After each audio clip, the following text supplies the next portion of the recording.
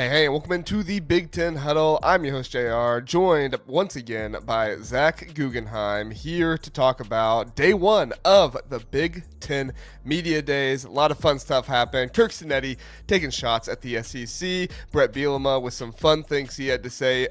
Mike Locksley apparently throws snakes in with babies in cribs. We got to talk about that. A lot of fun stuff to talk about and to get at. If you would, please do like, subscribe on YouTube. If you're listening on podcast, give us a 5-star rating.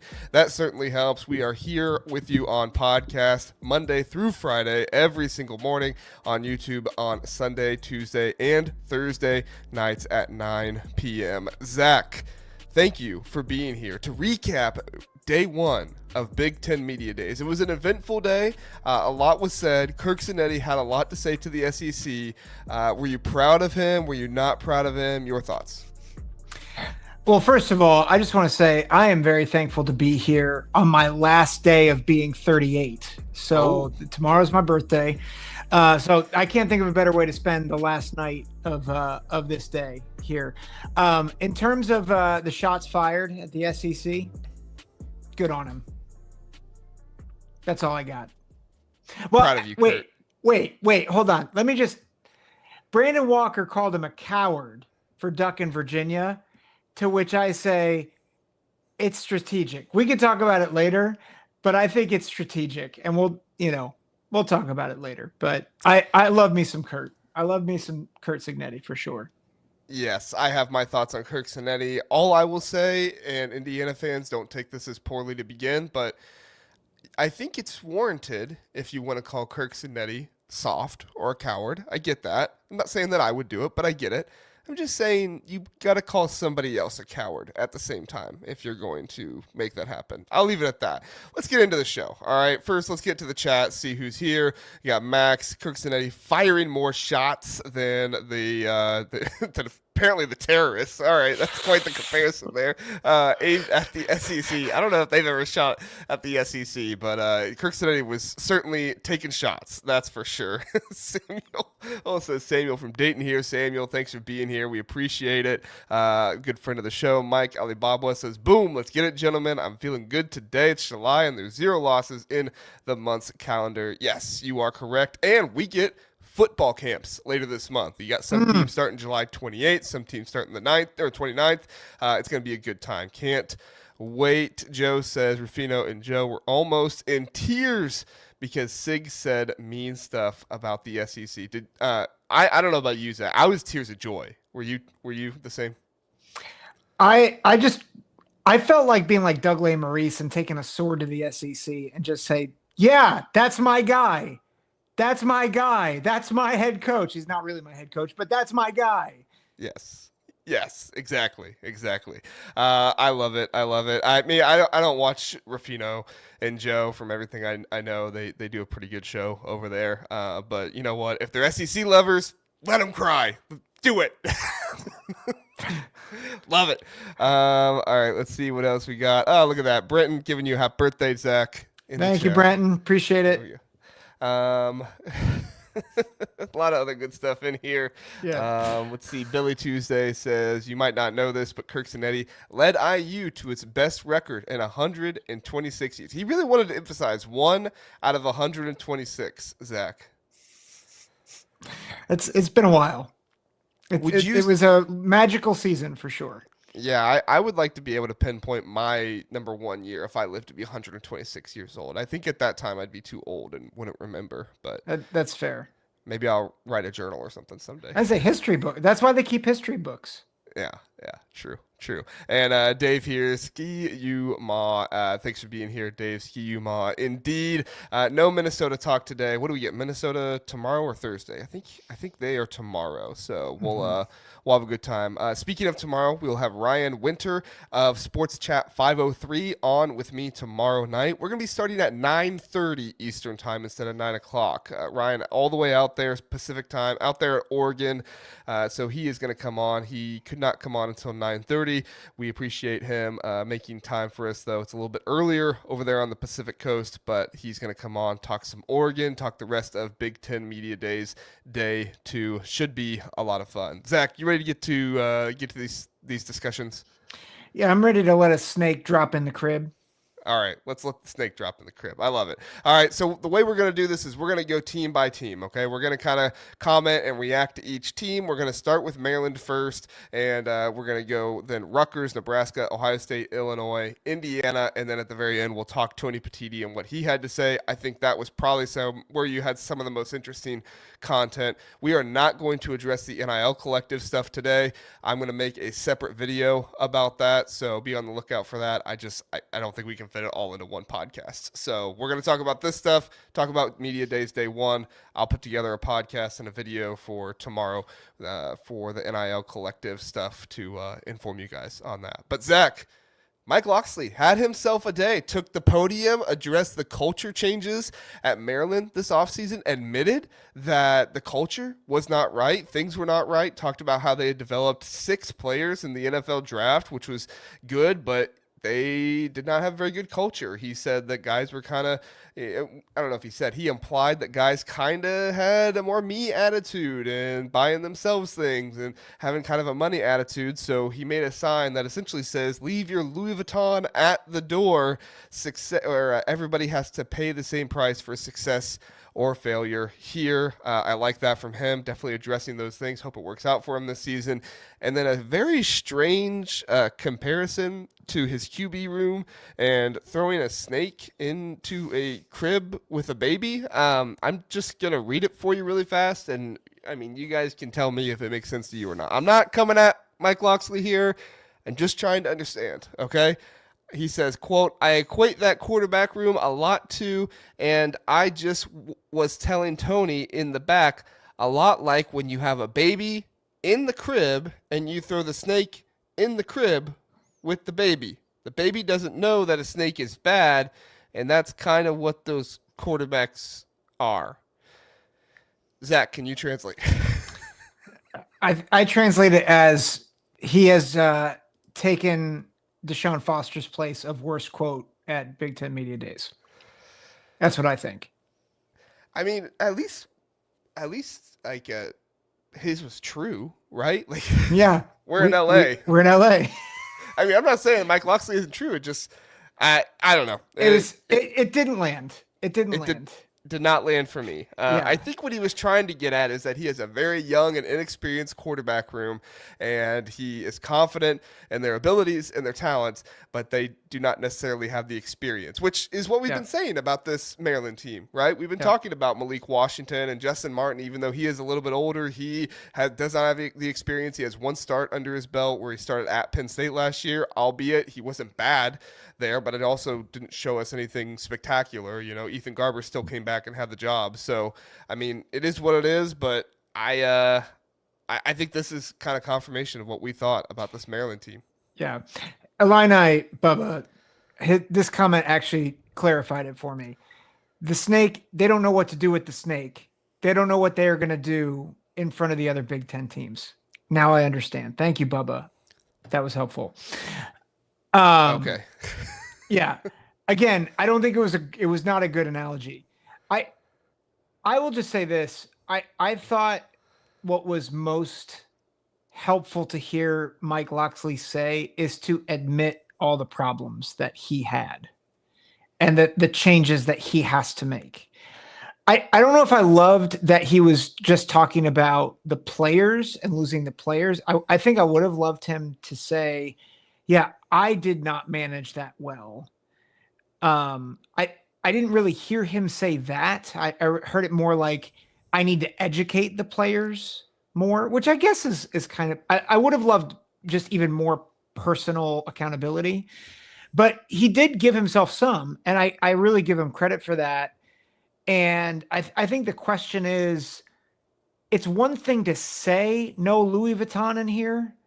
It's another to live it.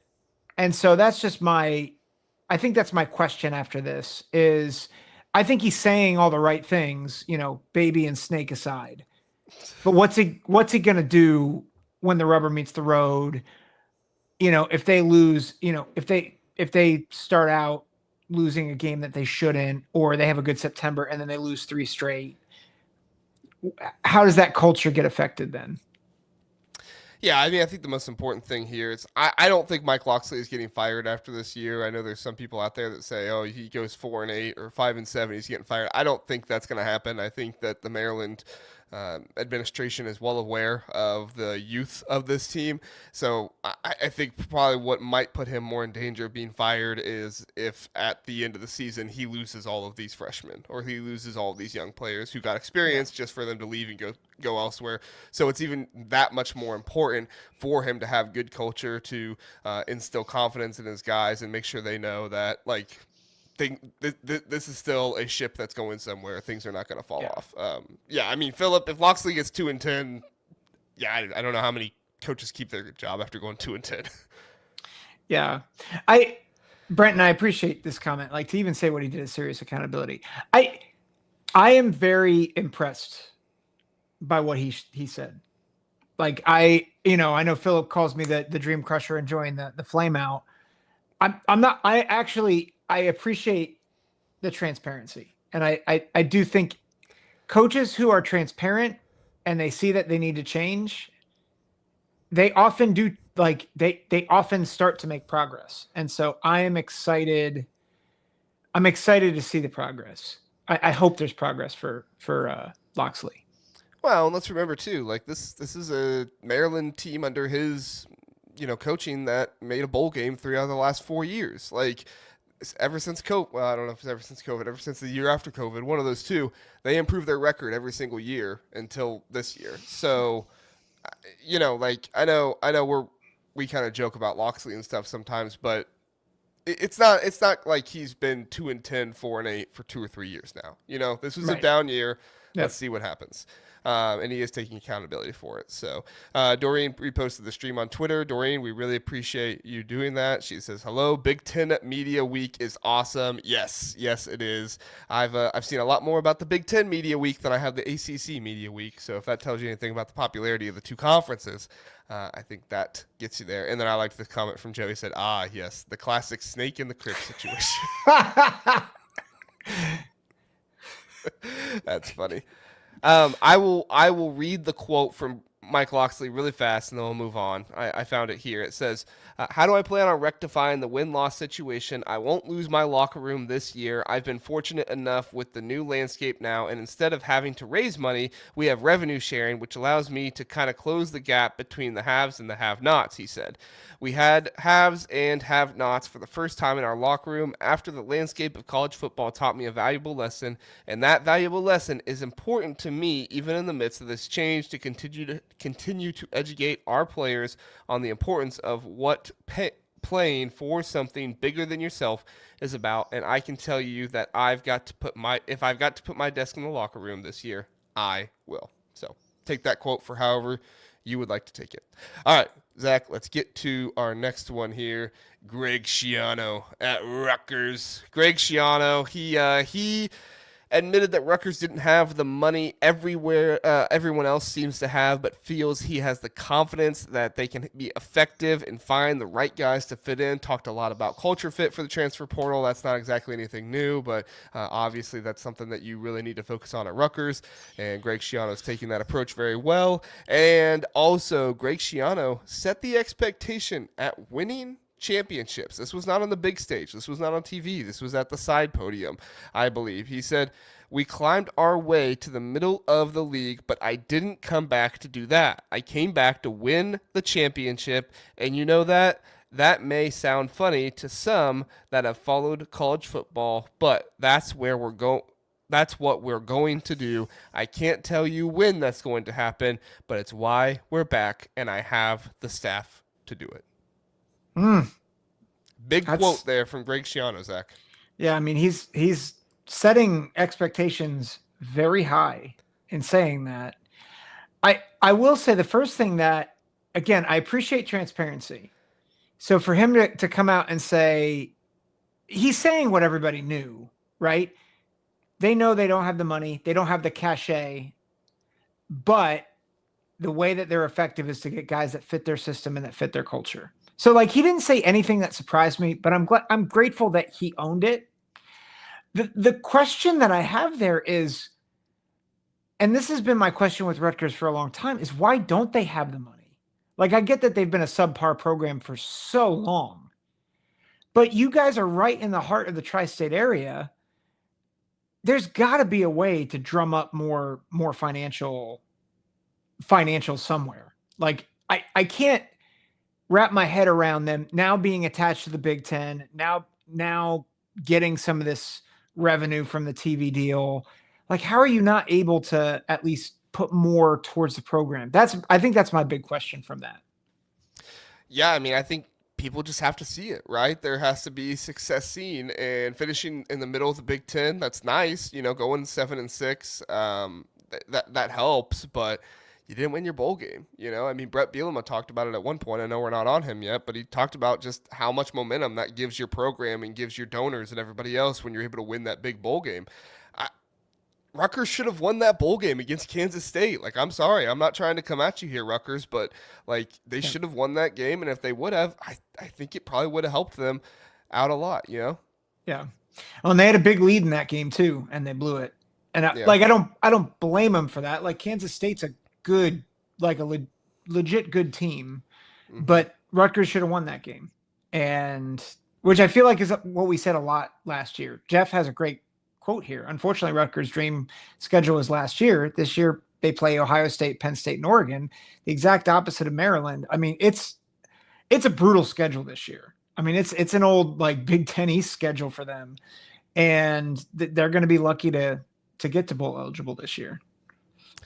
Yeah, I mean, it's a much tougher schedule this year. Unfortunately, last year they had the injuries and stuff like that, and you know, Jeff's right. Like, that was your year to capitalize last year on a weaker schedule, and like we covered in last episode, Rutgers could have got to 9 wins last year if they would have beat who was it that we said Minnesota, or if they would have beat Illinois, if they would have beat one of those two teams and then beat Kansas State, which I guess they wouldn't have played Kansas State in the bowl game, but if you would have won your bowl game and have beaten either Illinois or Minnesota, you're looking at a 9-win season. That probably would give you a whole lot more momentum and funding for the next year. So I admire Greg Schiano's goal. Like, I want them to, believe they can compete for championships and stuff like that. But I'm totally with you. You got to have more financial backing if you're going to get there.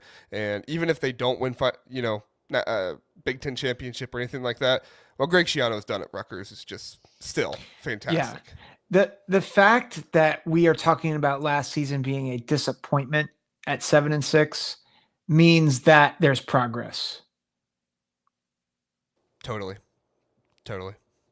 All right, you want to move on to Nebraska? Zach? Let's do it. Let's move on to the Matt Rule-nator. All right, Matt Rule, he did a couple things at Media Days, notable things. He responded to Scott Frost by agreeing with him that Nebraska was not a good job. However, he says that they're about to make it a great job. Interesting stuff there. We'll circle back to that in a second. He also talked about how the development of Dylan Raiola, particularly taking responsibility and not getting rattled by bad plays, putting his head down, stuff like that, was impressive. Dana Holgerson has been great for him. He talked about that whole situation. And Matt Rule also said that he believes Nebraska is close to fixed. So you have him saying that it was not a good job, and then you have him saying that Nebraska is now close to fixed. Sounds like, to me, Matt Rule's given himself a whole lot of credit. Now, granted, the school deserves credit too because they went out and hired him, so it's not like Matt Rule gets all the credit here. However, Matt Rule seemed to be pretty down on Nebraska when he took the job, at least from what he's saying now. But he seems to be somebody who is willing to stick it out and continue to be there and actually fix it, unlike one Scott Frost. How many games did he win a year ago? Well, he won 7 games last year. And how many of those were in the Big Ten? Ooh. It's 3. It's 3. Yeah. He went 3-6 the year before. Okay. I don't mind a lot of what Matt Rule said. But this idea that he is made this a good job and turned it into a great job when you hate Matt Rule, man. Yes, I did. No, I just don't like this. It's a weird response. Like, I loved what he said about Dylan Raiola. We'll get that to a minute. But to go 5-7 and then 7-6 and be like, we've turned this into a great job. It's like, come on, man. Like, read the room. Like, this is just one of those things where it's like less is more. with Scott Frost, I think you could have just said, yeah, like it wasn't the best fit for him at the time. It was his home. I thought what he said about like Scott Frost, that it was his home. Mm-hmm. I thought that was great. Yeah. But as soon as he starts, kind of saying we are turning this into a good job, and I think he's giving credit to the rest of Nebraska too. I don't think he's just pumping himself up, but like it just needed to stop there, because as soon as you start saying we're turning this into a great job, after a 6-6 season and then a bowl win against, no offense, a mediocre Boston College team, like, which you strained to win, by the way. Mm-hmm. Like, I mean, but they still won the bowl game. It being a close bowl game, I'm not gonna hold that against them. Nebraska hasn't won a bowl game in so many years now. Yeah, I'm not saying the bowl game, like, good for them for winning the bowl game. Just know where you're at. Like, Locksley and Schiano perfectly nailed where their schools were at last year. Matt Rule did not. And that's my biggest criticism. I don't hate him. I like Matt Rule. I think that was off. Okay. What did you think? Because Jeff brings it up, and I remember the quote. He said that other teams were just better than them. It wasn't necessarily bad luck or anything like that. He's not making an excuse. But he was saying that other schools basically were just better than Nebraska last year, and not throwing his players under the bus, kind of putting him out there too. What do you think about that? Yeah, I'm not, my one critique, I agree with that. I think it's good. I think he's done a lot of good. I'm just saying, don't say that you're on the verge of great until you get there. Yeah, okay. All right, I hear you out. I think that Matt Rule has a very solid plan, and he is being level-headed, and sounds like he's giving himself a lot of credit, but that's fine. I'm okay with that. I'm not, trying to use that against him or anything, but I also think he needs to realize when he's been completely outmatched and not continue to put his quarterback in bad situations. I mean, that was what happened at the Indiana game last year. And then they bounced back and played close against Ohio State. But I would argue that game against Ohio State did more to lose that game. And Nebraska, I know there were a couple crap calls, don't get me wrong, so I'm not trying to say it was all them or whatever. Yeah. But, I felt like Nebraska could have won that game at a few points. I mean, we talked about it with Ohio State. They could have lost that game last year. And Nebraska didn't make it happen. And then they lose at home to UCLA, and then they lose at USC. The stretch when they were at home for 5 of 6 games, or how many was that? Yeah, 5 of 6 games. They were great. They did fantastic. But then you go on the road 3 out of the next 4 weeks. That's tough, Yeah. And then you win at home against Wisconsin, and then you lose on the road to Iowa. I mean, they had some close games in there too. You just got to win those close games. And hopefully with Dana Holgorsen instead of Satterfield, you can make that happen. Yeah. This will be the last negative thing I say, because I don't want people to get the wrong impression. I am very high on Nebraska. I want to see it. That's the thing. I don't want to fall for it again, but I think it's real. Where was I going with that? Even the close game thing. We said the same thing 2 years ago with Scott Frost, or 3 years ago with Scott Frost. I'm not saying he is Scott Frost. I think he's worlds better. I think they're gonna make a jump this year. I think what he said about Dylan Raiola is probably the best thing he said, was that it wasn't about grasping the offense, although that would have been good. It was about everything between the ears. It was about accountability. It was about taking blame himself rather than blaming his other guys, shaking off bad plays. I thought that was the highlight to me of what Matt Rule talked about, was the mental development of his young quarterback. Yeah, and that's what you have to focus on right now if you're Matt Rule in Nebraska, because a lot of your future is tied up in young Dylan Raiola and what he's going to do for your team. So we'll see if they can make it happen.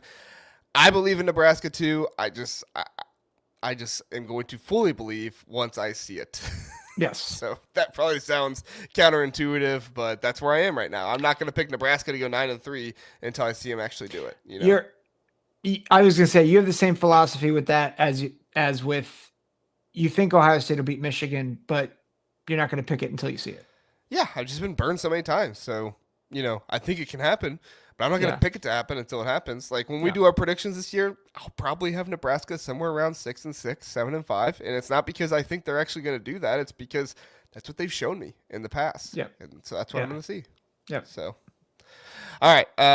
Let's move on to Ohio State.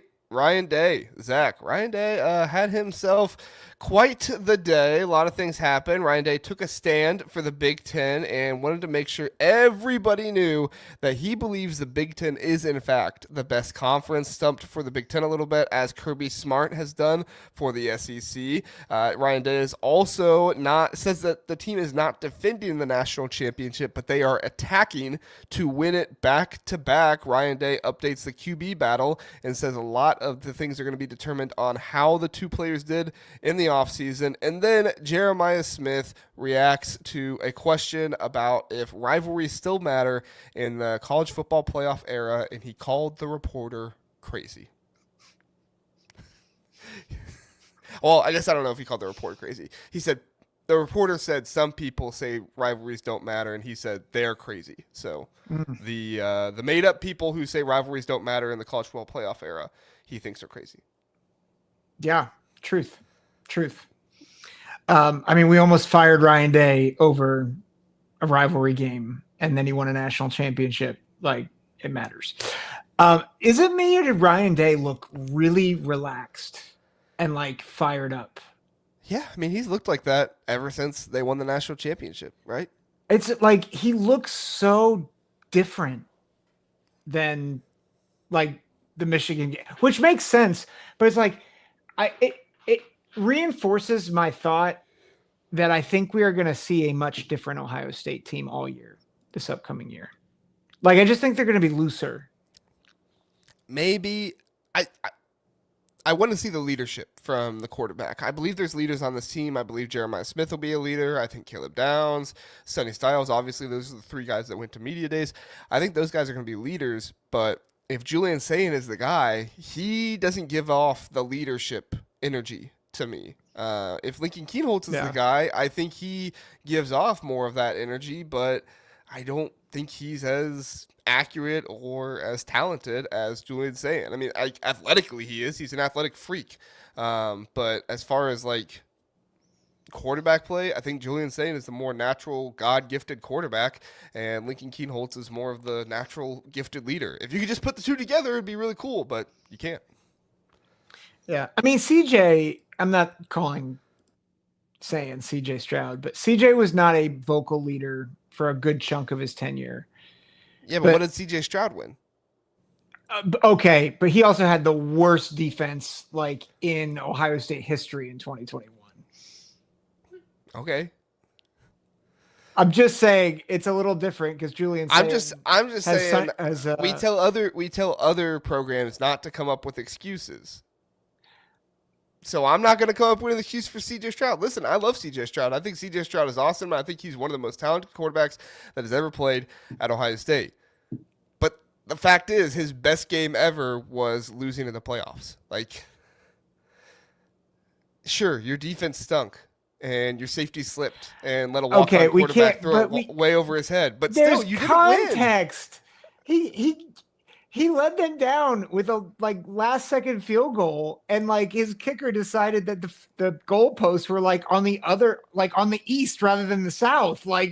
That's not on him. You could say the same thing about Ohio State and Michigan this year. No. Yes, you could. The kicker missed two chip shot field goals. Yes, but also Will Howard was not good in that game. They still moved the ball down the field and got into field goal range. Not even bad field goal range. They still got into good field goal range, and he missed two chip shot field goals. The defense picked off Davis Warren twice. They picked him off at the goal line, and then they picked him off and put the team in the red zone. Oh yeah, defense.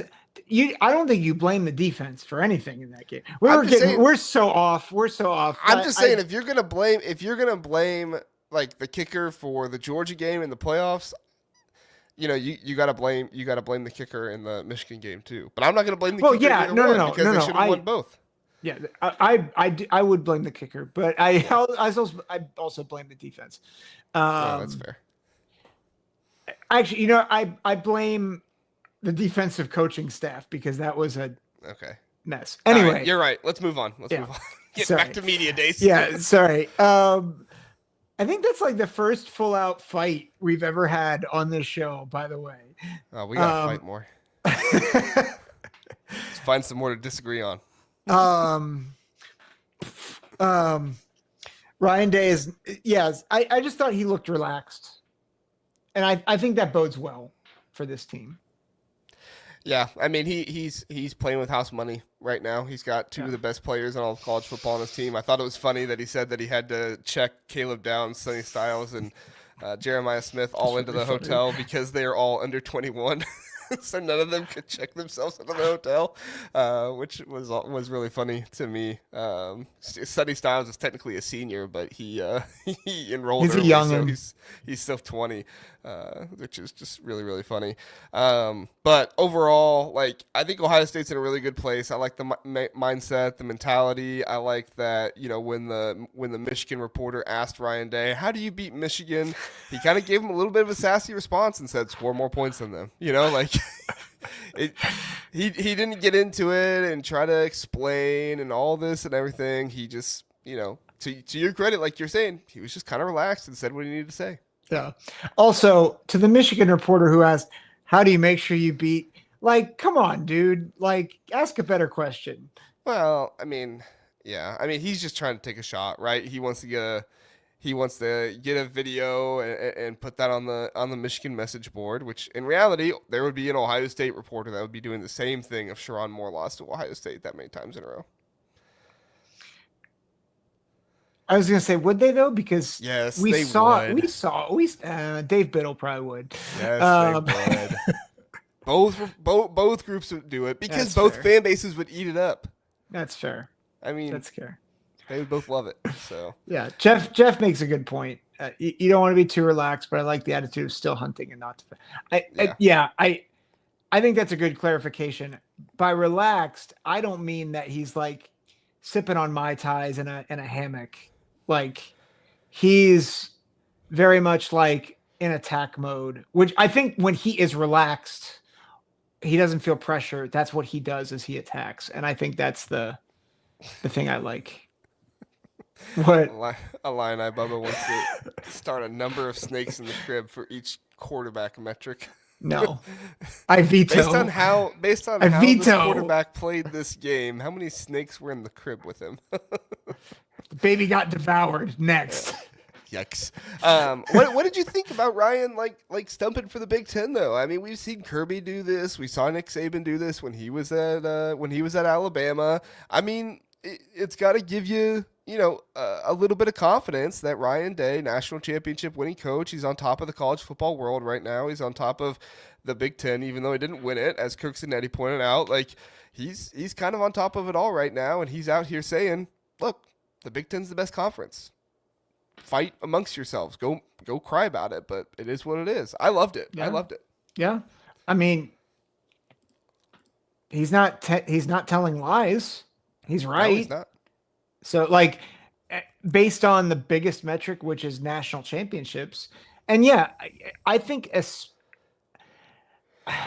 there has been a stark difference, at least in my opinion, to how the SEC has stumped for itself versus how the Big Ten has stumped for itself. And we'll talk about this more probably with other coaches too. But it didn't seem like Ryan Day spent a ton of time talking about it. It was just like, yeah, like if you look at the results, like we've got really good teams. This is a hard league. What we've done speaks for itself. It's like, great. You don't need to say anything else. Like, you don't need to sit here and talk about how the SEC is the hardest gauntlet you'll ever go through, Garrett Nussmeier. Like, just, hey, this is what we've seen. We think it's a really good league. Look at the results. So I thought it was well stated. It wasn't overstated. It wasn't understated. It was just well stated. Yeah, I think this quote was and not enlightening, but interesting. He said, "I think we've got some really good teams." Day said, "Our play over the last couple of years has spoken for itself. Look at the results in the national championships from the league. Adding USC, UCLA, Oregon, and Washington has made it stronger. But I also think a lot of teams have gotten stronger as well." And I would agree with them. I mean, even though you have some teams performing kind of similar to what they were before, right? You still have teams that are getting stronger. You had Indiana get obviously much stronger. Illinois got stronger under Brett Bielema. They just have to continue doing that year after year now instead of having a good year dropping off, good year dropping off. As much as Iowa gets some crap from you and from other people, they went out and they upgraded at quarterback. Yo, don't give me that. You give Iowa crap all the time.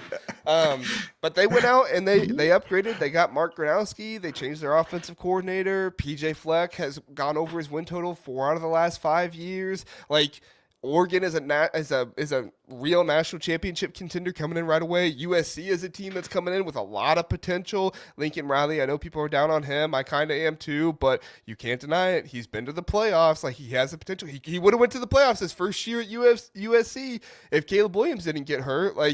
There's a lot of really good stuff moving forward for the Big Ten here. And for the person that said to me on Twitter today, well, Purdue is worse than half of the ACC according to FPI, that's not what we're talking about here. What we're talking about is the Big Ten is regularly getting more funding and regularly getting more opportunity to sign, 1, better players, and 2, have a better overall football program.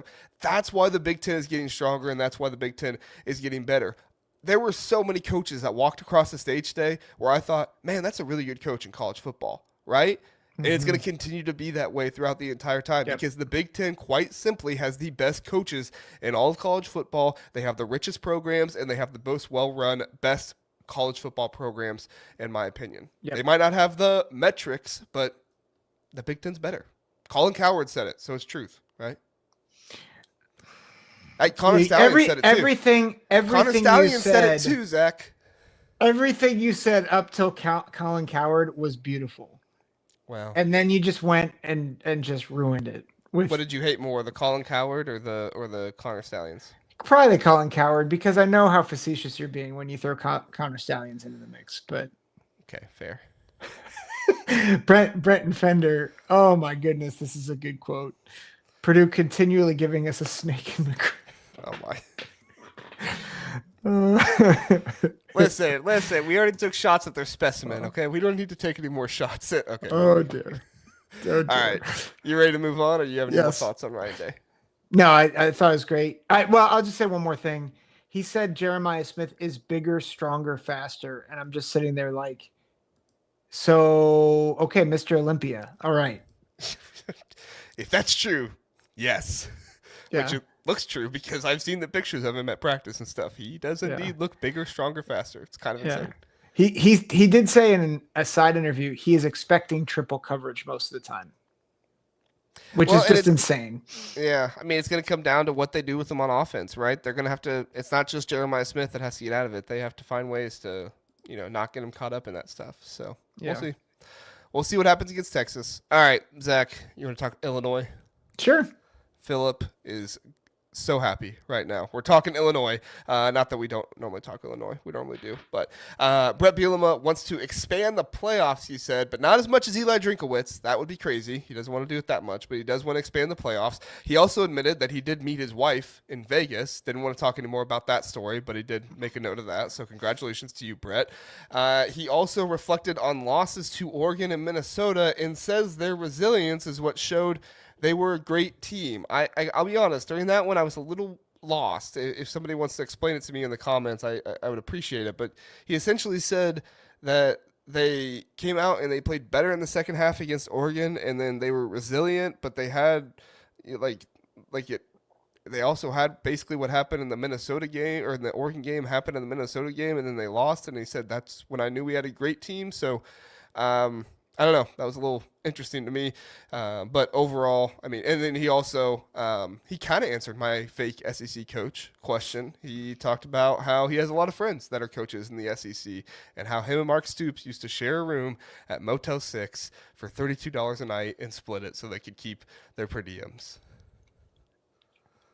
That's awesome. I love that part. I love that it was Mark Stoops too. Yeah. Because I like Mark Stoops. That's If Bert likes him, I like him. yeah. That's good for him. Unless it's Lane Kiffin, then no. Yeah. Well, I don't know if anyone actually likes Lane Kiffin. That's a mean thing to say. Paul but Feinbaum does. Paul Feinbaum. Well, yeah. Paul Fein. Never mind. I'm just gonna bypass that whole train of thought. Talk Brett Bielema, Zach. What are your thoughts on Bert? Okay, first of all, like I want more. Maybe I don't want more of the story of how he met his wife in Vegas, but just the fact that he dropped that. It's like, I met my wife in Vegas. We don't need to talk more about that. It's like, I loved that. That's like, dude, way to just stoke the fires of no, we want to hear the story. What happened? So he knew what he was doing. Oh yeah. So like, are we gonna get like a nonfiction memoir at some point of what happened? That's what I want to know. Book deal. I appreciate too, like, I understand what you're saying, like the confusion about reflecting on the losses to Oregon and Minnesota and the resilience. I don't know if it was stated very well, but I think he meant something else. I think he meant after the Minnesota game was when he knew they had a great team. Because it wasn't after that Minnesota game. Wasn't that the Rutgers game? Yes. Yeah. And then they came back and won that one in a really amazing fashion.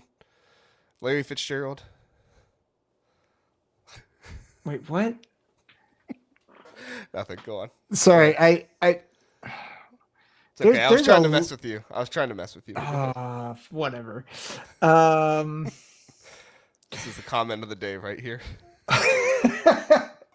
David French says Bert got Riz. Sorry, there's so much between the chat and like you like throwing me off. I'm like, what just happened again? I'm very lost.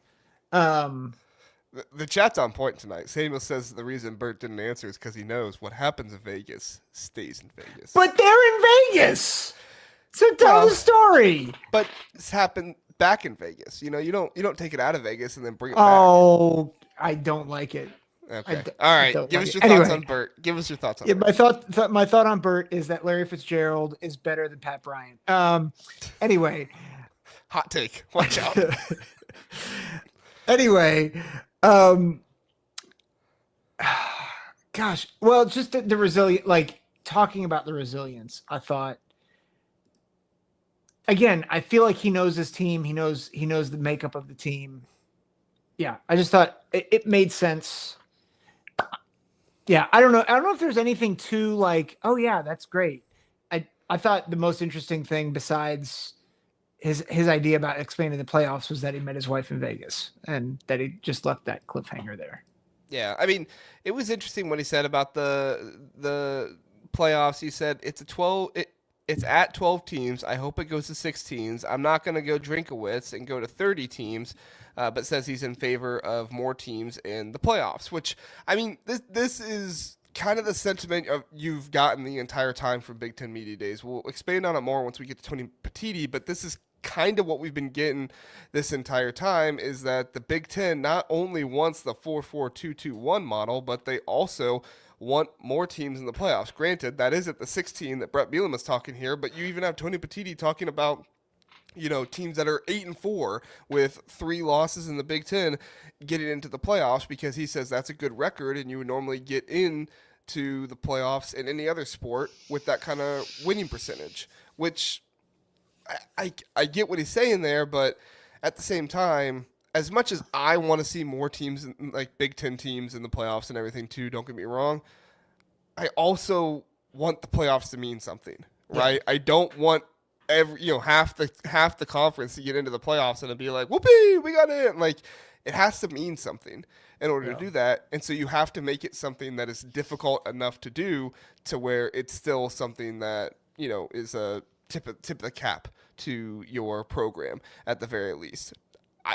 8-4, yes, it's a good winning percentage. But when you're playing 3 cupcake teams and you're out of conference, and you're playing teams in the conference that you should beat if you're a playoff type of team, I'm not going to name those teams because I'm not going to hurt any team's feelings. But there are teams in the conference you should beat if you're a playoff team, and if you don't beat those teams, then you don't get in. Like, it's the same thing with Alabama last year. They lost to Vanderbilt. They lost to Oklahoma. They didn't get in. Yep. Yeah, I agree. I think. Because it's official that we're going to 14 in a year, right? 2027. Did I or 2026? If they agree on the model, yeah, but they haven't agreed on the model. They haven't agreed on the model. I feel like 16 would be the most that would make sense, and I don't even know if I agree with that. Like I think 14. I felt like I think I used to advocate for 16. I think after seeing the 12-team model, it's like I think if you just tweak it a little bit, the 12-team model is actually perfect. But I can see why the 8-team is perfect to me. 8 would be good, especially with the way that conferences have kind of collapsed. But if you had a 5+3, that would be perfect to me. But yeah, I think when the Pac-12 was still a thing and the American was actually a pretty strong group of 5 league, expansion to 12 or even 16, I think was a really attractive proposition. But now with Power 4 and the group of 5 conferences are just not as good because the top 4 conferences are poaching the best group of 5 teams now. So it's, yeah, I don't think I like expansion beyond 12 at this point. Yeah, 16 at the max, but I wouldn't even want it to be 16. Yeah, you can't go higher than that. Yeah, I like that Eli Drinkowitz wants 30 because it's a guarantee that Mizzou might be on the cusp of making the playoff. Yeah. Jeff says Tony Petitti has a Major League Baseball background, so he wants as many teams as possible with a late season playoff chance. Well, and that makes it more interesting, right? I mean, more teams with more possibilities early, like late in November. That makes it more interesting. So there are upsides to it, but at the end of the day, like that many teams, it's like I said, it's like how good of an accomplishment is that? So. Yep. Thank you, Steely Matt, for reposting the stream. We appreciate you doing that. Anybody else who is watching on Twitter, please do go over there, repost the stream. It helps us, and we appreciate it. All right, Zach, you ready to talk the Sig? Yeah, let's do it. Let's talk the Sig, all right? The Sig.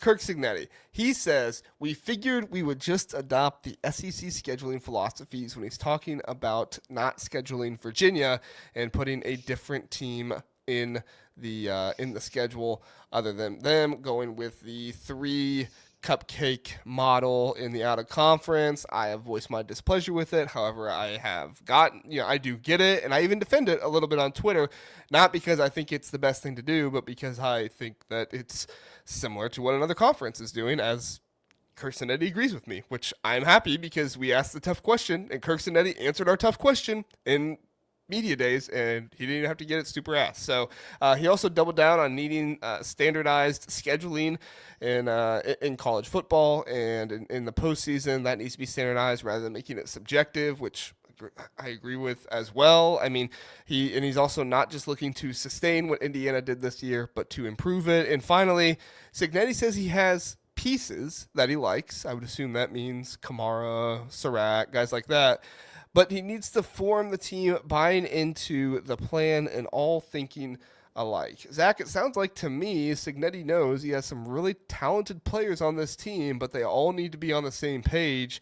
Sounds like that is something he wants to make sure he instills in his team this season. This team's not coming off a national championship, but based off of Indiana's history, it kind of feels like a national championship in some ways, and I'm sure the players are pretty, I wouldn't say high on themselves because it makes it sound like they're being selfish or something, but I'm sure they are thinking better of themselves for what they were able to accomplish last year, as they should, but they do need to be on the same page like Curt Cignetti is talking about. Yeah, and I think, again, I appreciate when coaches are candid so that they give you a little inside look into what they're dealing with and what they're thinking through. And so I think he could have said, "Oh yeah, we've got great players everywhere. Mendoza's going to be a stud, all this stuff, you know." And yeah, some of it's coach speak, but I do appreciate that he said, "Hey, it's not just the talent. We got to get them to rally together and be on mission together. And if you don't do that, we're not gonna be successful." So I think that was really good for him to talk about. I appreciated that perspective. Do you mind if I go back to the scheduling? Go for it, because I got a graphic to pull up. Okay. So there was, Brandon Walker, I think of Barstool, was calling Curt Cignetti a coward for backing out. And a lot of people were arguing back and forth, like, well, what about the SEC? Which I so appreciate you bringing up the gauntlet of the SEC. Which yes, I'm sure this was not mine. This was somebody else's on Twitter. I think it was put out there by Rabajons. I think he's a 24/7 reporter. I don't know if he made it or not, but sorry, go ahead. Good on him. But I take exception to the idea that Curt Cignetti's a coward, particularly because at JMU he beat UVA in a home and home. I don't think he's ducking Virginia. I think he knows what is going to be most strategic for his team. For JMU and a group of 5 team, any Power 4 win boosts your resume. When you're a Big Ten team, losing a Power 4 game out of conference is more detrimental. And so I can understand when you're Indiana and you're trying to build a program and you're trying to build momentum, the thing that's going to get you the most street cred is if you build momentum and then take out a big dog in the Big Ten, which that's what they did last year. Now, granted, Michigan was down, but let's be honest. If anyone at the beginning of this last season would have said that Indiana was going to beat Michigan, like, we all would have thought you were crazy. Most people didn't think Indiana was going to beat Nebraska. Most people didn't think Indiana was going to beat Washington, but they did. And it's because they were like a plane taking off. They built momentum on the runway and then they took off and they flew. And my issue with Brandon Walker's comment is it has no regard to the strategic thinking for where a program is. Indiana needs that runway right now. They won't need it eventually, but they need it because what's going to get them the most credibility, not just in the eyes of the media, but the eyes of recruits, is if they're going into Big Ten season with a lot of momentum and then they're able to knock off different teams and get to 8, 9, 10 wins and be in the playoff conversation. Not by messing around with some low-level Power 4 team like Virginia. I hate that they canceled it.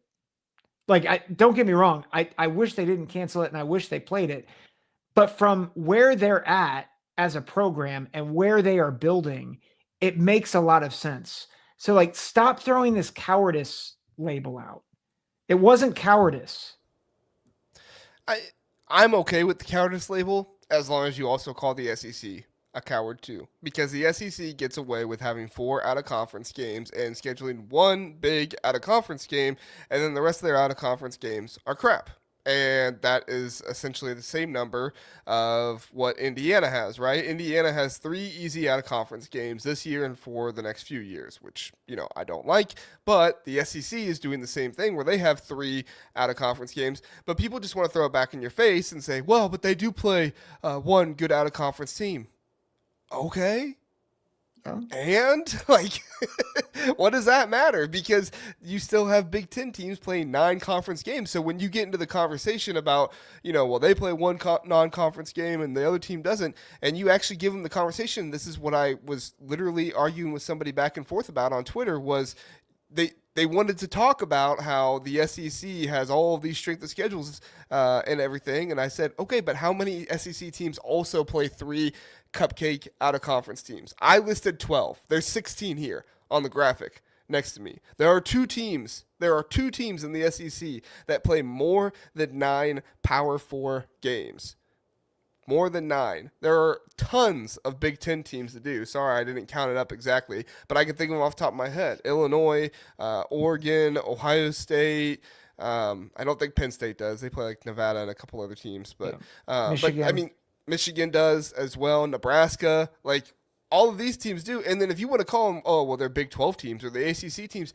Yeah, look at who the SEC is playing too. Like, this, it's just it's madness that you're trying to come out here and say, oh well, no, I'm not saying you. I'm saying in particular Brandon. I don't know what his last name is. Walker. That's right. Walker wants to come out here and say Curt Cignetti is a coward, but he doesn't want to say the same thing about the SEC. Okay, you want to call Curt Cignetti a coward? Okay, fine by me. I don't like what he did either. But guess what? You got to call the SEC a whole bunch of cowards too, because they're doing the same exact things, but they don't want to make you realize it because they just want to be like SP Plus, which also had Ole Miss as the second best team in all of college football last year. Tell me how that is actually a reliable source or not. It's not. I am really curious what will happen if Diego Pavia goes like 9-3 or 10-2 with Vandy with that atrocious non-conference. And just how the media treats them. Like, will it be similar? I would imagine it's going to be, oh, like they're the darlings. They're great. They deserve to be in the playoff instead of what they did with Indiana last year. And it's sickening because it's like, man, you look at their non-conference schedule, Charleston Southern, Georgia State, Utah State.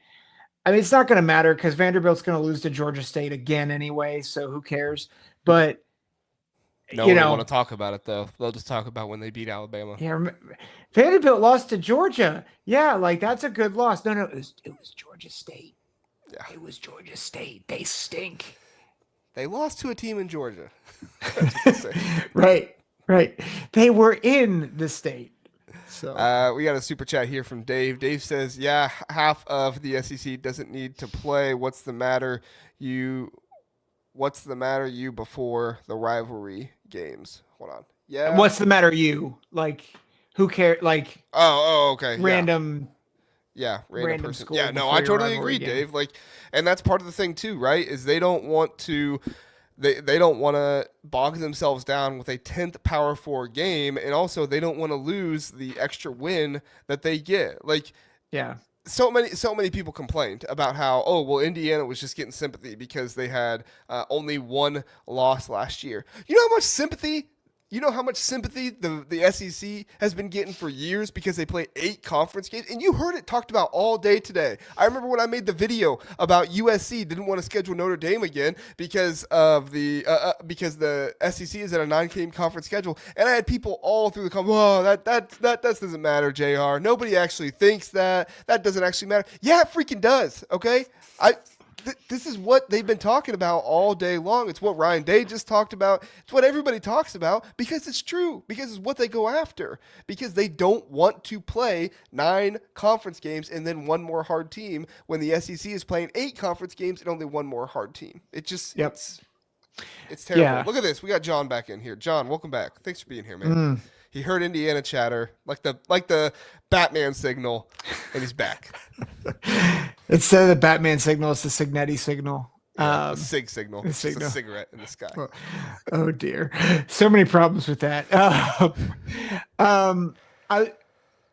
I want to get to... And this is exactly right by Michael, too. I'm sorry. I'm not trying to cut you off, but this is exactly right by Michael. SEC teams tend to drop less in the polls when they lose and that needs to change. Everyone should be punished equally for losses. I don't know if you need to be punished equally for losses because like a 3-point loss is different than like a 40-point loss, you know? Yeah. But I see what you're saying, Michael, and I agree with you on the fact that the SEC gets overinflated rankings because of the easier schedules that they play in the out-of-conference, and that the fact that they mostly play out-of-conference Big 12 and ACC teams, which they beat because ACC and Big 12 is not as good as other teams, and then it helps them have a higher ranking, and then when they lose to a higher ranked team, then it's like, well, this team was really good and they lost to them, and then a team like Minnesota who starts off 3-2, even if they go 8-4, they can never actually get ranked because they started off 3-2 because they played a hard team at the beginning of the season and nobody gives them credit for it. Yeah. It's all about when you lose games. If you start off well, it helps you so much better. Or if you lose a game early, but then you excel from there. It's all about when you lose games. Yep. Yeah. So I was just going to say, Brenton mentioned this, but Cignetti also said it was about getting the home game back, which again, there's a strategicness which is another thing we to that. speculated. Yeah. That's Yeah. another thing we. Yeah. It's strategic. It was strategic in nature. And that doesn't mean, I just hate that. I know you're okay with it being lobbed out there if it's lobbed out to other people who do the same thing. I just think I don't love it. I will say this, and I think it contradicts the cowardice label.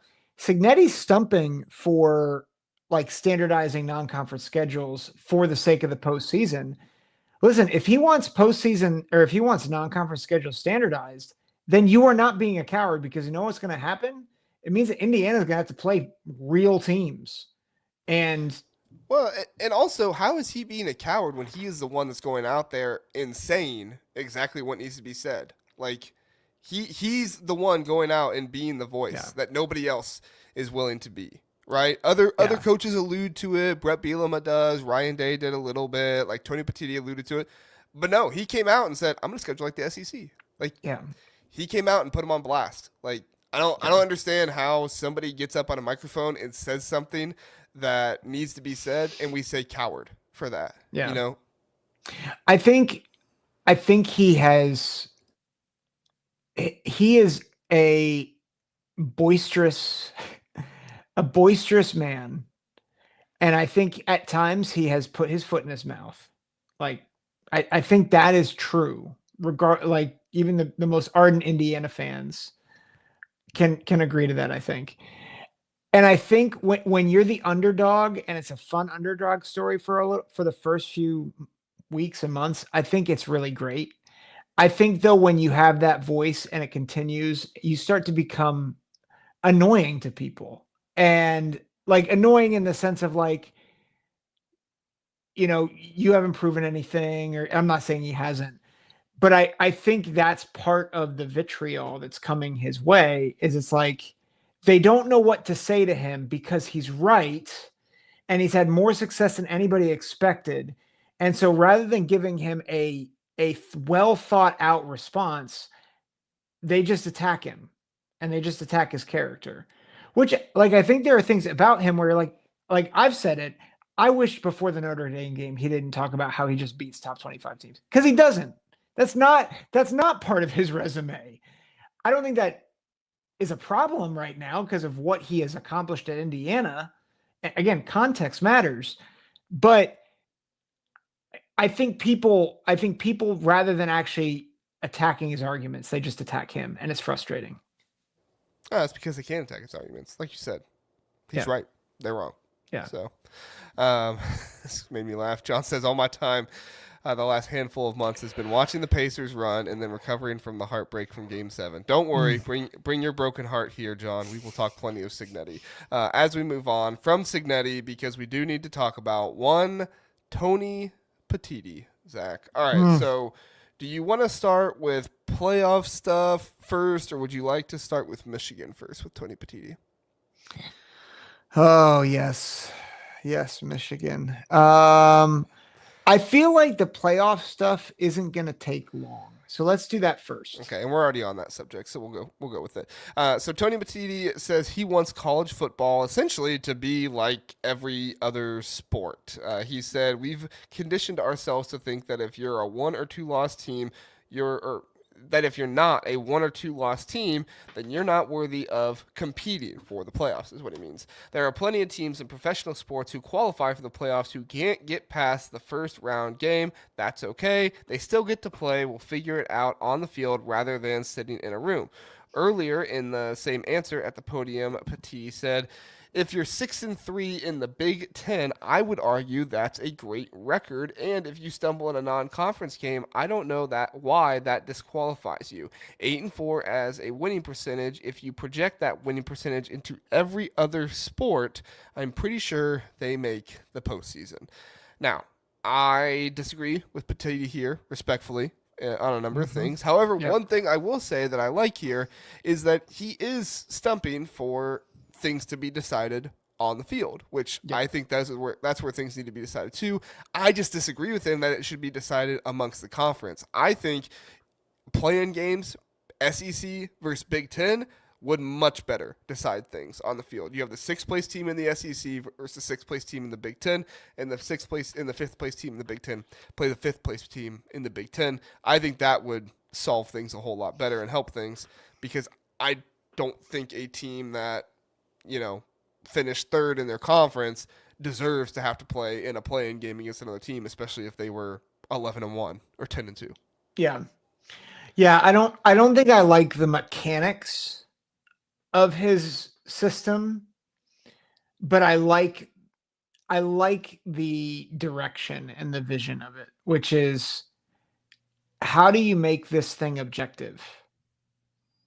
Which is why the 5+11 model does not work, because all it becomes is a beauty contest, which is what the 4-team playoff was. And it's the BCS wasn't that.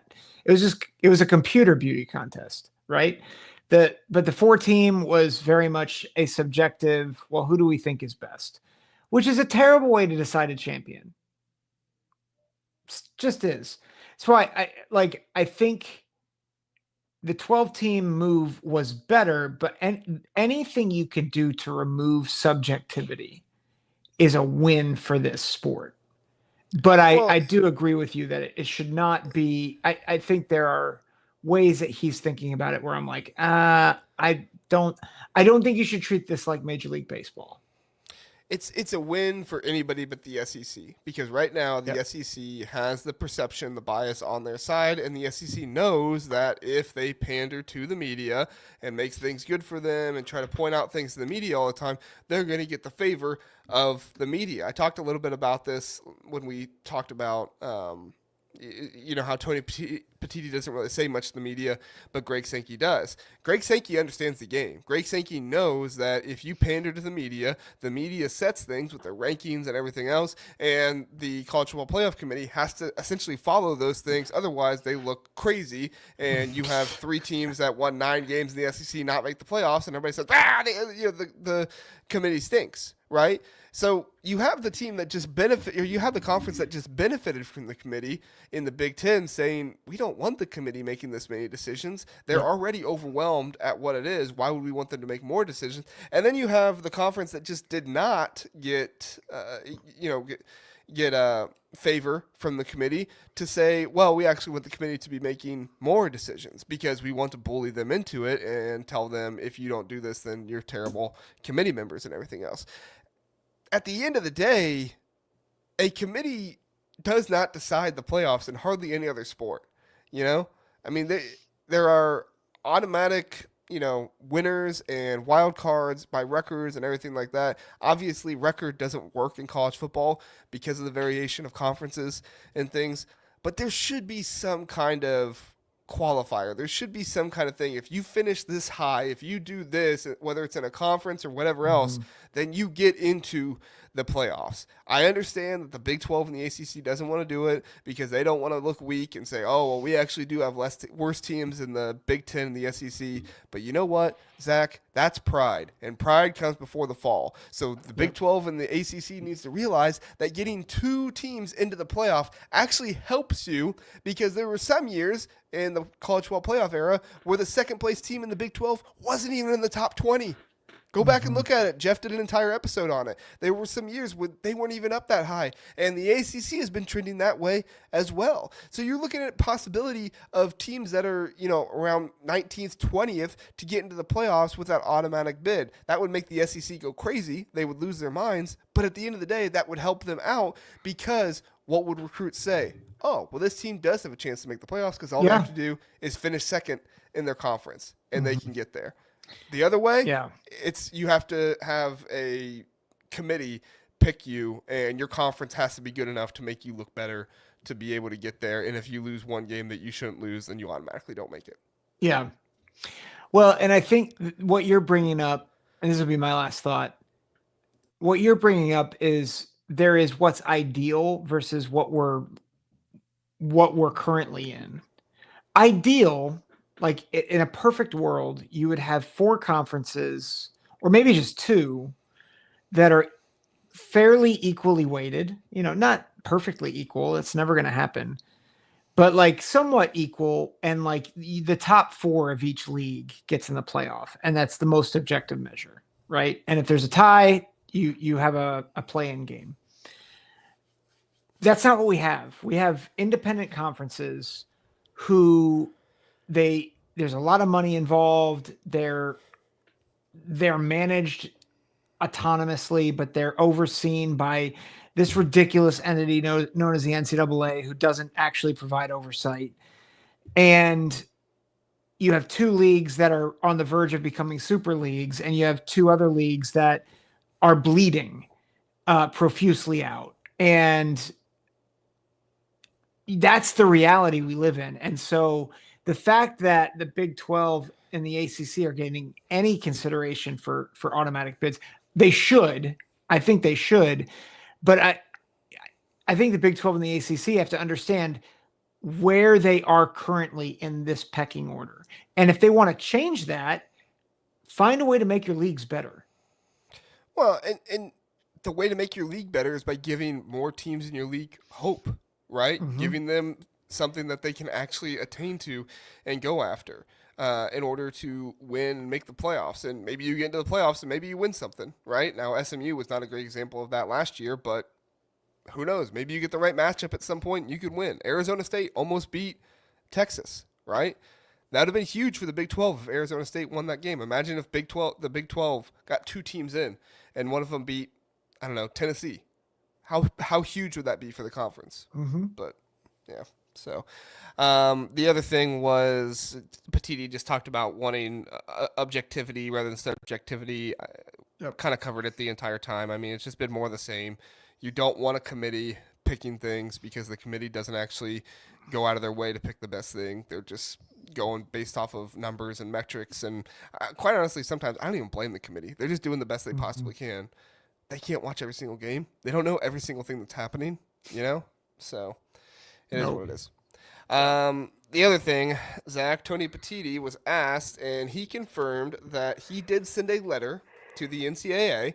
However, he refuses to comment on what the letter said and what he wanted to do with the letter. So obviously, news came out Monday morning that a letter was sent to the NCAA where Tony Petitti was telling them that he did not want any more punishment to come of Michigan because Michigan has already served enough punishment with the 3-game suspension to Jim Harbaugh. I believe if you listen to the comment from Petitti, it wasn't just that it sounded like, but he was also directing it toward the fact that this happened years ago at this point. Mm-hmm. So why are we just now punishing them? Which, I mean, you and I have been saying this for a while. You can't properly punish Michigan because you don't have any of the same coaches other than one there, and you don't have the same players there hardly at all. I mean, who's still there? Davis Warren there? But he wasn't starting or anything, So you don't have the same players there. You're going to punish them. I agree with people. You can't just be like, oh, well, you don't want to punish the players that are currently there, especially in this structure with transfer portal and everything else. But at the end of the day, it does suck. Imagine if Michigan is your dream school you wanted to go to. You go there, and the final 2 years that you're there, you can't go to a bowl game because of something some idiot did 2 years ago. Mm-hmm. It would suck for that. But at the same time, you have to have enforcement. You have to have rules, and you have to have actual penalties for what go on if they did in fact break a rule. I believe they did, but I know there were some Michigan fans that argue that they didn't. So what are your thoughts on the whole situation? Yeah, I think for one, I think I agree with everything you said. There has to be some repercussion for cheating, but at the same time, it's hard. And I think we've been on the same page on this from day one. If you weren't going to punish them in 2023 when this all started, then who are you really impacting in 2025? You're not impacting Harbaugh. You're not impacting JJ McCarthy or Blake Corum or any of the players that were part of that. Not you've got freshmen and sophomores that might, And I don't want to insinuate that McCarthy and all them, they knew, but the reality is if you wanted to take anything away, it had to be in 2023 and it's not. But, and I said this on Twitter and a couple people roasted me for it. I think the fact that he sent a letter and that it's supposedly to say, hey, don't add consequences, that makes me think that there might be something, that this is not as rosy as maybe we thought with Michigan. And that they may, like, that it could be bad and that Petitti is trying to intercede on their behalf. Maybe, but at the same time, this is something that pretty much every commissioner has done, right? I mean, Jim Delaney did it when Ohio State had their tattoo gate. Right, but what happened? What happened with that? Well, they still got punished, yeah. Right. Greg Sankey, I'm pretty sure, did it back in the day with Tennessee. Like, this is something a commissioner does because they're looking out for the financial viability of their conference. Right. I think you piss off a lot of coaches in the conference in the process because I think there's probably at least a few, maybe more coaches in the conference that want to see some discipline, some punishment here for it. But at the end of the day, Petitti's job is not to make all the coaches happy; it's to make the conference richer. Right. Well, and so why do you advocate for something? Like, you don't advocate for something if nothing is wrong. You advocate for something if something is wrong. Tony Petitti would know if there's smoke, right? He would know if there's something brewing. And so my concern is that the letter was written as a reaction rather than as a proactive, hey, this is my thought as a commissioner. If it's just a proactive, like, hey, like, they've already been punished enough, it's fine. Like, then I take back everything I'm saying, but it feels a bit more reactive than proactive. And if he's reacting to something, then it means that I'm just saying, brace yourselves. Yeah. I mean, maybe, I don't know. I just don't think the NCAA is strong. I mean, I hear what you're saying and I get it. Like, but this is also something commissioners do. This is also something that, like, I don't know. I hear you, but I just think commissioners do this all the time. I don't think this is something that Tony Petitti was like, oh, well, I better do it because I think a big punishment is coming. And to be clear, like, this letter was written, like, at the beginning of June when the Committee on Infractions meeting happened. This wasn't a recent letter that was sent.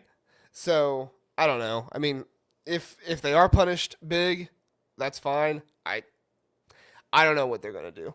I think that what you're saying makes sense, but I also look at it and say other commissioners have done this too for situations where they did get punished a lot, and they've done it for other ones where they didn't get punished a lot. So it's not going to impact anything to the NCAA. The NCAA is still going to do what they do at the end of the day, and I think I think Michigan will probably get a hefty fine at the very least, but I don't know. We'll see what happens. It's going to be interesting. Yeah, I don't. Yeah, I'd have thought. I'm sorry. I'm dragging right now. I'm like, my brain is not working. You're good today. No, you're good. I think that's really all we need to leave it at there. I didn't think this was as big of a news as some people made it out to be. I do think that the speculation of like where the letter got leaked from is interesting. You know, I've seen some people saying that, that somebody in the Big Ten leaked it because they wanted Petitti to answer for it at media days. I've seen some people say that Petitti leaked it because he wanted to make it look like he was on Michigan's side to try and help them. And I've said that Michigan leaked it because Michigan was pissed off that Petitti that Petitti suspended Jim Harbaugh and that he wanted to get back at him, right? So I don't know. I find it weird that anybody but Michigan would leak it because Dan Wetzel does get a lot of stuff from Michigan. It seems like, I'm not going to say everything is, but it seems like, but who knows? Yep. This is just more stuff that at the end of the conversation makes me say, we'll see what happens when the punishment comes down. Yeah, no, I agree. Yeah, I don't, this is what I was thinking before. I don't want to make it seem like this is the smoking gun. That wasn't what I was trying to communicate. I think just, I saw a lot of Michigan fans be like, see, the hammer's not dropping. And I'm like, I think actually this may be the opposite. It might not be. Like, I'm not, but I just, if it feels odd. Like, I get that commissioners stump for their teams. I think your point's very valid. But I don't know. Like, I don't think it proves anything. If anything, it's, I don't know. I think wait and see is the right approach, though. And I totally agree with Pitt Snipe Husker. Can we just be done with the Michigan stuff? The fan base has been tortured enough. Somebody make a decision and close the damn file. I mean, I agree. Like, I'm talking about it just as much as everybody else is. But I know if we don't talk about it, that it's going to look like that, we don't want to talk about it, and we're Michigan defenders and everything. But, of course, when we talk about it, we're also labeled as, Buckeye bias that, just wants to see Michigan get burned. And it's like, we've actually stuck up for Michigan a few times, but sure, don't look at any of that stuff. Just, just hang on to the one or two words that make you think that we are, completely biased and not fair. There are a couple of comments tonight about that too. I'll just say, like, I personally, if they were going to punish Michigan, they should have done it 2 years ago. Like, I've said that since 2023. I'm like, either do it now or don't do it. Yeah. They didn't do it. I don't care. I swear, JR, if they vacate the national championship, I will go to Indy myself and advocate for Michigan. And it pains me to say that as a Buckeye, but just the stupid vacating wins and championships is the stupidest penalty. It doesn't matter. Yeah, I mean, it doesn't matter. I agree. It might matter for some Twitter talks because you can say, oh, that game didn't happen. But, I mean, it's like the other day, I was looking up most wins by Big Ten coaches. And guess who's up there with over 100 wins? Jim Tressel. You know what was next to his name? Asterisk. Tiny little asterisk that said some of these games were vacated. But you know what? He still had the games next to his name. Yeah. So that's all I got to say. We'll see what happens. It will matter to some more than others. And if it matters to you, that's fine. If it doesn't matter to you, that's fine too. We will see what goes on. Zach, thank you for coming on and talking through everything in the Big Ten. Thank you, everybody, for being here in the chat, commenting along with us. I'll be back tomorrow night, 9:30 Eastern Time, with Ryan Winter from Sports Chat 503 to talk about day 2 of Big Ten Media Days. Oregon, what are the teams for tomorrow? I think Oregon, Minnesota. Who are the teams tomorrow? I should have had this better looked up. Yeah, Oregon, Minnesota, Northwestern, Penn State, Washington, and Wisconsin. I think we'll get some interesting stuff from James Franklin, Luke Fickell. I'm sure Dan Lanning will have some things to say. And then, did you see Brett Bielema also picked PJ Fleck to win a UFC fight amongst all the Big Ten coaches? If the Big Ten coaches were putting a UFC tournament, the Cover 3 podcast asked Brett Bielema who would win. I wonder where they got that idea from, Zach. They stole it from us, clearly. Clearly. I mean, Bud Elliott follows you, doesn't he? Yeah. They may have. Just saying. If they did, more power to them. It was a really fun exercise. They should try it on their podcast. You should message Bud Elliott and be like, hey, you guys should do this. We did this with wrestling, but you guys should do it with UFC. I still get people that say they go back and listen to that episode sometimes because they just think it was such a fun episode. And it was. Yeah. So, all right, everybody. Appreciate you being here. Zach, thanks for coming on. You'll be back tomorrow night, 9:30, and then 9 o'clock on Thursday night with Big Jeff to talk through Big Ten Media Days and everything else going on. Have a good one. See you next time.